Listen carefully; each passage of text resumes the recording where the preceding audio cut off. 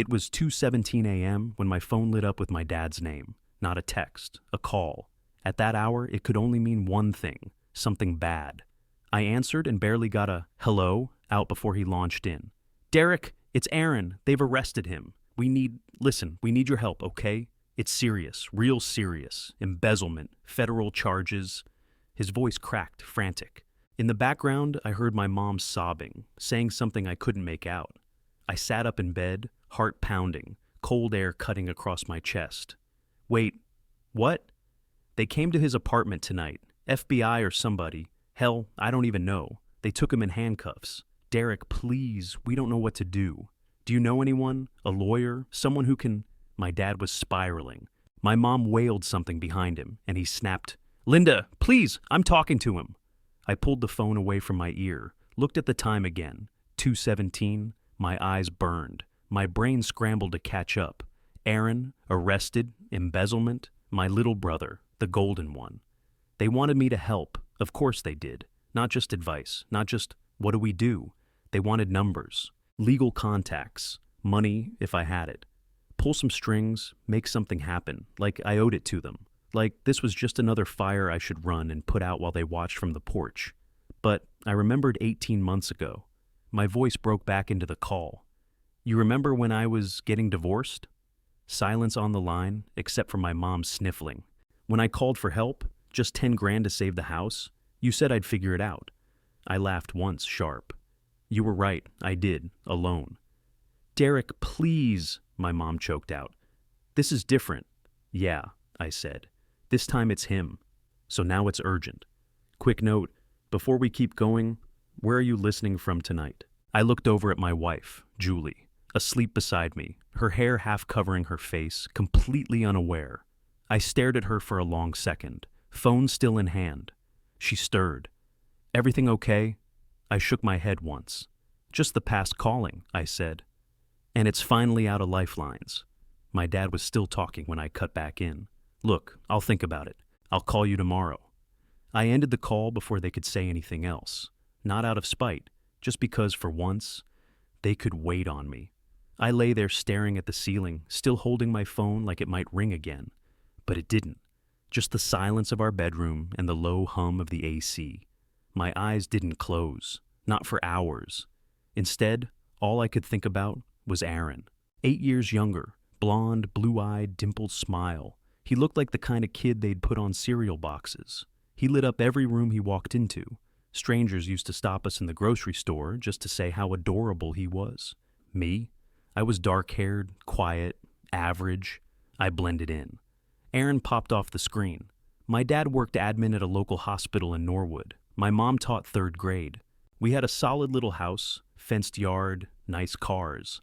Every Sunday we sat in the same church pew, wore clean clothes, smiled on cue. On paper, we were the model family. But inside our house, everything spun around Aaron. I wrestled in high school. Varsity by junior year, conference finalist senior year. At best, one of them showed up. Usually just my mom, grading papers in the bleachers. I stopped expecting them after a while. Just told my coach they were busy. Work stuff. When I got into UMass Lowell for mechanical engineering, I printed the acceptance letter and left it on the kitchen counter. My dad nodded. My mom said, "That's great, honey. Do you think you'll need a meal plan?" That was about a week before Aaron passed his driver's test. He came home to balloons and a sheet cake with a little plastic car on top. The neighbors were invited. My dad gave a toast. I told myself it was just timing. I tried not to take it personal, but it didn't stop. Aaron flunked out of his first college. I was still paying off student loans and working nights fixing HVACs in Waltham just to cover rent and gas. By the time I graduated, I was 24, exhausted, and already jaded. I never asked them for help. Not really. I learned not to. Once, freshman year, my car broke down in January. I called home, freezing in the UMass parking lot. "Call AAA," my dad said. "That's what it's for." I didn't even have OAA, so I figured it out, like always. I was the one who moved myself in and out of dorms, bought my own books, paid my own phone bill, and yeah, I made it work. But it would have been nice if someone had just noticed. If they'd looked up from Aaron long enough to see how damn hard I was trying. I kept hoping they would. That if I worked hard enough, got successful enough, they'd finally say, "We're proud of you too."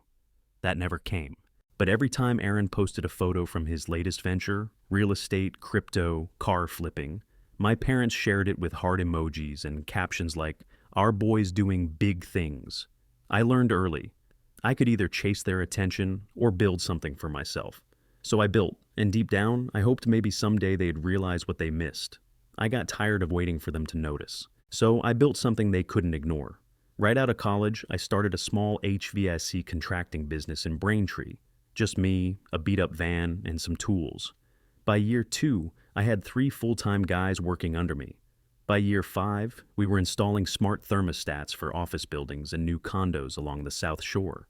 I wasn't rich, but I had a real thing going. At 30, I married Hannah. She was sharp, grounded, ran payroll for a manufacturing plant. Nothing flashy, just solid. She didn't care about showboating. She liked that I came home with work boots and a backache, not some pitch deck and a half-baked dream.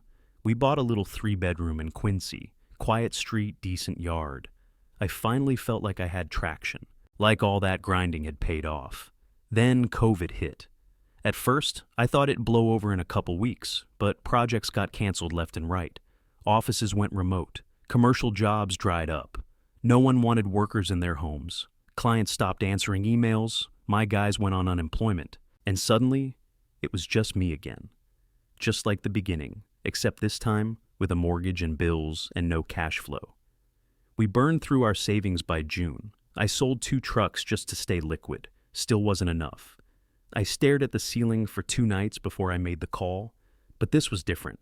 I needed $10,000 just to stay afloat. Keep the lights on. I called my dad from the garage, sat on a milk crate next to my tool chest, trying not to sound like I was begging. 10 grand just until I can get a few contracts lined up again. He didn't hesitate. "You're a grown man, Derek. You've always been resourceful. You'll figure it out." That was it.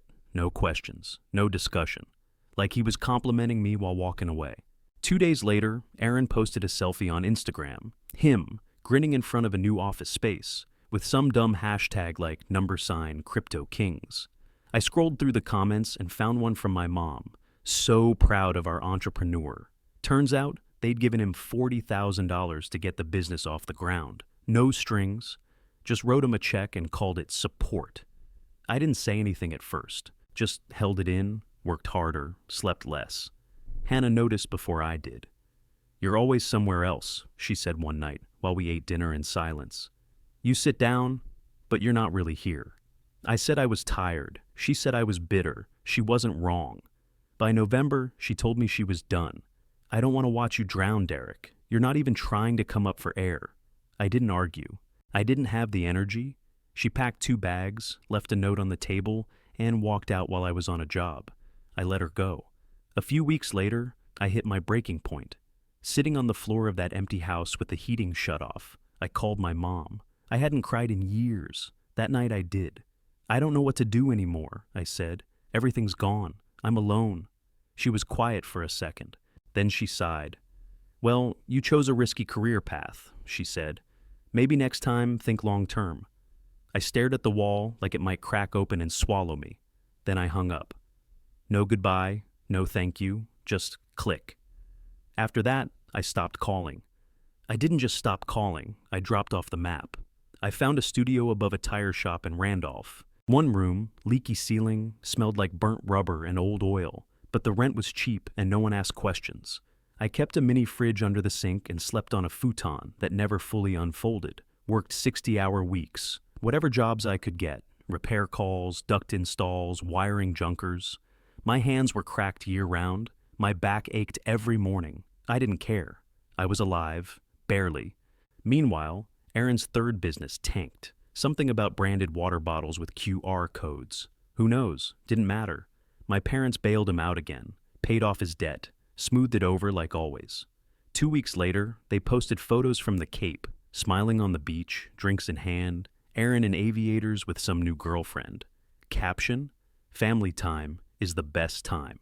Stopped going home for the holidays. No Thanksgiving, no Christmas. Just sent gift cards and short, neutral texts. Hope dinner was good. Stay warm. That was about the most I could give without getting angry. There was no point pretending anymore. They had the family they wanted. I wasn't in it. Eventually, I got lucky. Landed a solid gig wiring solar panels for a newer firm in Cambridge. Steady work, good pay, decent crew. No one treated me like an afterthought. The foreman, Doug, pulled me aside one day and said, "You work like you got something to prove." I just shrugged. "I guess I do." Then one of the office girls left a business card on my toolbox. Therapist, clean white print, no logo, just a name and a number. I stared at it for 2 days before I called. Her name was Clara. Soft voice, hard eyes. First session, I told her about the job stress. She nodded. By the third session, I told her about Aaron, about growing up with the golden boy, the silence that followed my wins, the loans, the cake, the driver's license party, the ignored divorce, all of it. She listened, really listened. "You've been playing a game," she said, "but it was rigged from the start." I didn't argue, just let that sit in the room between us like a dropped tool. The thing is, my parents still called. They didn't ask how I was doing. They gave updates. Aaron got a new gig. Aaron met someone special. Aaron was thinking about writing a book. I said, "That's great." I said, "Cool." I said, "Nice." Then I hung up and stared at the wall, feeling like a damn ghost floating through their version of reality. But I kept showing up to work, kept going to therapy, kept eating those dry sandwiches and putting one foot in front of the other. I didn't need their lifeboat anymore. I'd grown gills. I was wiring a rooftop in Somerville when my phone started blowing up. 3 missed calls from my dad, 2 from my mom, and 1 voicemail that just said, "Call us back now. It's about Aaron." I didn't. Not right away. I finished the job, climbed down the ladder, packed up the truck. It was January. Cold. My gloves were stiff with sweat and ice. That night, I listened to the message again, then Googled his name. 7 federal charges, wire fraud, conspiracy, mail fraud, 20 counts total across 3 states. His crypto company was a Ponzi scheme. Fake investors, fake returns, fake everything. They had emails, recorded calls, fake wire logs. Slam dunk case. My brother wasn't a failed businessman. He was a criminal. I finally called back. My dad picked up on the first ring. They took him from his apartment. Marshals, feds, guns drawn. "It's serious, Derek. It's bad." I saw. "We need your help. We need a lawyer, a real one. The public defender's a joke. Do you still know that guy you mentioned, back in college? The one who works cases like this?" "He does federal cases," I said. "He's $500 an hour." "Well, maybe he'd do us a favor, since it's your brother." I let that hang in the air. Then he said, "We mortgaged the house. $500,000 for bail. That was everything." Of course it was. "They're gonna come after us too if we don't act fast," my mom jumped in. "We don't know what to do." I told them I'd think about it. Next day I met with Clara, my therapist. I told her everything. She didn't say much at first, just let me lay it out. Then she asked, "What do you want, Derek?" Not what they want. What would make you feel right about helping? No one had ever asked me that. Not once. I sat there in the silence, chewing that over. That night, I called them back. "I'll help," I said. "I'll make calls, I'll get you names, I'll explain whatever paperwork you're confused by." My mom gasped. "Thank you, but that's it. No money, no calling in favors. I'm not pulling strings, and we start family counseling, all of us." Silence. Then my dad's voice dropped, cold, sharp. "That's manipulative, Derek." "No," I said. "It's boundaries. It's me not being your damn toolbox every time Aaron lights himself on fire. You're punishing us for things we didn't mean to do." "I'm setting terms," I said. "If you want anything from me, you show up to therapy. You look at the mess you helped build." My mom started crying. "Derek, please," she said. "He's your brother." "I know exactly who he is," I said. "I'm asking if you're ready to see who you've been." They didn't answer. We hung up not long after. 9 days passed. I kept working. Kept seeing Clara. Didn't call them. Didn't chase. Then, one night, my phone buzzed. Mom's name. I picked up. "We'll do the therapy," she said, voice low, tired, maybe scared. "If that's what it takes." "It is," I said. "And we don't start this with lies?" For the first time in my life, I didn't feel like the backup plan. or the fill-in parent, or the forgotten son. I felt like the adult in the room, the one who set the rules, and this time they followed my lead. I booked the flight that same night. One way, no checked bag. Just a backpack and the weight of everything I wasn't saying yet. First time back in Boston in over a year. Logan smelled like Dunkin' and jet fuel, same as always. I grabbed a rental and drove straight to my parents' place in Norwood. The house looked smaller, older, like the siding sagged a little more than it used to. The bushes were overgrown, paint chipped near the steps. It used to feel like a fortress. Now it looked like a relic. I parked in the driveway and sat there for a minute before going in. They were waiting in the kitchen, my mom holding a mug with both hands like it was keeping her upright, my dad pretending to read the paper. They stood when I walked in. "You look good," my mom said, voice too bright. "Been working," I said. "Eating, sleeping, not lying to the FBI." My dad cleared his throat. "Aaron's not here," he said. "Didn't expect him to be. He's staying at a buddy's place in Alston." Translation, he's avoiding me. I walked into the living room. Same couch from when we were kids. Same tan upholstery. Same sunken cushion on the end. I used to sleep on it when Aaron had nightmares and begged for my room. I gave it up every time. Not anymore. I sat down and they followed. "Therapy starts tomorrow," I said. "Dr. Barrett, 10 a.m. in Milton. Don't be late." "We were hoping to talk about that," my dad started. "Nope," I said. "Not a negotiation. I'm not here for guilt trips or bargaining. These are my terms. Take them or leave them." "We're just overwhelmed," my mom said, her voice already cracking. "It's a lot." "Yeah," I said. "It's been a lot. For a long time." My dad crossed his arms, muttered something about power plays under his breath. I didn't bite. My mom wiped her eyes. "We said we'd go. We'll go." Good. No one moved. No one knew what else to say. I stood up. "I'm at the Fairfield Inn by the highway. Don't call unless something changes. I'll see you both tomorrow morning." My mom nodded. My dad didn't. I left without hugging them, without apologizing for the silence, without asking if they were okay. That wasn't my job anymore. The drive to the hotel was dead quiet. I didn't put on music, didn't call anyone, just sat with it, the weight, the history, the control I finally had in my own hands. By the time I walked into that hotel room, I wasn't angry, just tired. But I'd never felt more like a man owning his own damn story. Next morning, I pulled into the parking lot in Milton 10 minutes early. Dr. Barrett's office was in a brick building above a dentist, clean, quiet, neutral. My parents were already in the waiting room. My mom stood when I walked in, like we were meeting for lunch.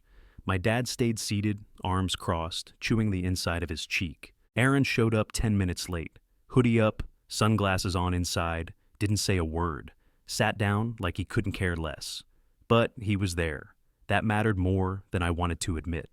Dr. Barrett opened the door right on time, early 60s. Trim beard, plain clothes, calm face. No small talk. He waved us in with a clipboard and shut the door behind us. "Ground rules," he said, before we even sat down. "One person speaks at a time. No yelling, no sarcasm. You get one warning. After that, I'll ask you to leave. Understood?" Everyone nodded. Aaron didn't take off his hood. We settled into our seats. Beige walls, no clock. Tissue box dead center. "Derek," Dr. Barrett said, "let's start with you." I took a breath. I'm not here to get apologies. I'm here so things don't stay broken. My mom nodded too quickly, already tearing up. "I missed graduation because I had to work. No one called, no one cared." She whispered, "I didn't realize. I got married. You showed up late, left early, no toast, no support. Then when Hannah left, I called crying, and you told me to think long term." She blinked fast, hands twisting in her lap. My dad jumped in. "We just thought you didn't need us." That made me laugh, short, bitter. "I needed you more," I said. "You just weren't looking." No one said anything for a second, just the soft hum of the heat coming through the vent. "Remember when you funded Aaron's bar?" I asked. 50 grand. Meanwhile, I was eating ramen in a rented room and wiring baseboard heaters at 2 a.m. just to cover student loans. My dad shifted. "That's not fair." "Don't tell me what's fair," I snapped. "That's the point. You never saw it." Dr. Barrett raised his hand. I backed off. My chest felt tight. I'm not trying to rewrite history, I said, but if we're going to move forward, we start by calling it what it was. We sat with that. Aaron still hadn't said a word, but he didn't leave, didn't roll his eyes, just stared at the floor. Dr. Barrett spoke up. This is a good start. I recommend individual sessions moving forward. Everyone needs space to process without defending themselves. My mom wiped her eyes. My dad nodded once. Aaron shrugged. Can you come back next week? Barrett asked. I'll be here, I said. They agreed. Aaron mumbled, yeah. That was enough. When we walked out, no one said anything in the hallway. My dad held the door open. My mom touched my shoulder. Aaron stuffed his hands in his pockets and kept walking.